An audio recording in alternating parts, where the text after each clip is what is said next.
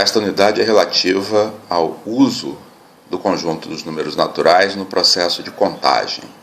Então, a gente vai ver o que significa contar um conjunto e vamos definir apropriadamente o que é um conjunto finito, o que é um conjunto infinito, e ainda classificar os conjuntos infinitos entre enumeráveis e não enumeráveis. Depois de aprendermos a simplesmente enunciarmos a sequência dos números naturais, nós passamos a utilizá-los para efetuar contagens, e essa é a sua principal importância. O fato de que números naturais podem ser usados para efetuar uma contagem. Fazer uma contagem significa estabelecer uma correspondência bionívoca entre os elementos de um conjunto e um subconjunto de n da forma 1, 2n.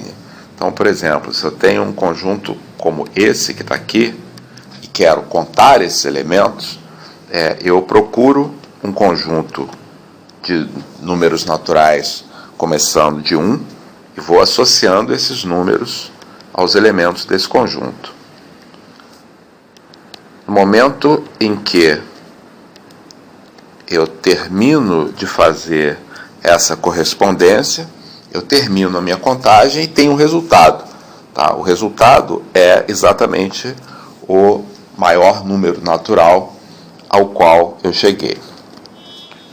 Então, prosseguindo, quando é possível estabelecer essa correspondência bionívoca que acabamos de fazer, nós dizemos que o conjunto X é um conjunto finito, tá? E aquele número ao qual nós chegamos é o número cardinal ou número de elementos do conjunto X.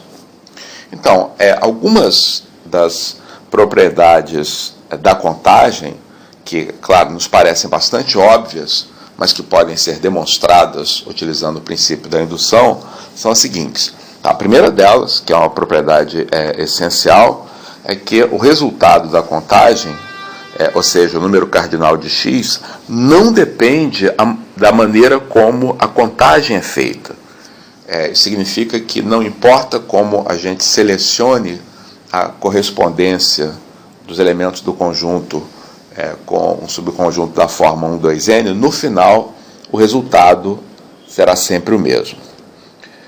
A segunda propriedade é que, dado um subconjunto de um conjunto finito, ele sempre será finito também, tá? E além disso, o número de elementos, ou o número cardinal desse subconjunto, será sempre menor ou igual ao cardinal de x. Além disso, a única situação em que os dois conjuntos, um é subconjunto do outro, tem o mesmo número cardinal, somente pode acontecer quando y é igual a x.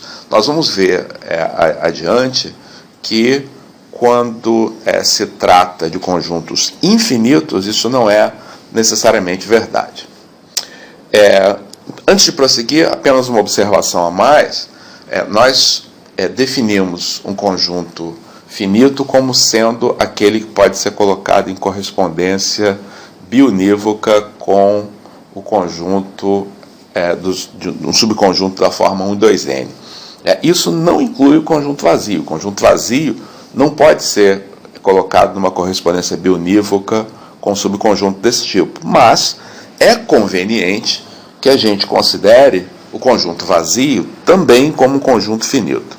Tá? Então, nós vamos fazer isso, considerar que o conjunto vazio é também um conjunto finito, tá? E vamos dizer que ele tem 0 elementos. Ou seja, para nós um conjunto é finito quando ou é vazio, ou então pode ser colocado em correspondência bionívoca com um subconjunto da forma 1, 2n.